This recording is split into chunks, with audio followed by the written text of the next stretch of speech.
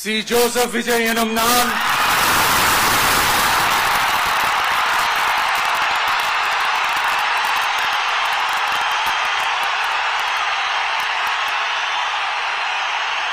சட்டப்படி அமைக்கப்பெற்ற இந்திய அரசியல் அமைப்பின்பால் உண்மையான நம்பிக்கையும் மாறா பற்றும் கொண்டிருப்பேன் என்றும்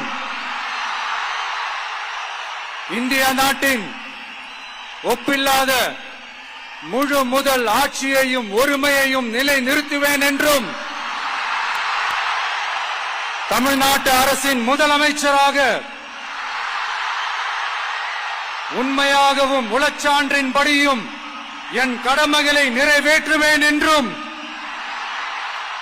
அரசியல் அமைப்பிற்கும் சட்டத்திற்கும் இணங்க அச்சமும் ஒருதலை சார்பும் இன்றி விருப்பு வெறுப்பை விலக்கி பலதரப்பட்ட மக்கள் அனைவருக்கும் நேர்மையானதை செய்வேன் என்றும் ஆண்டவன் மீது ஆணையிட்டு உறுதிமொழிகிறேன்.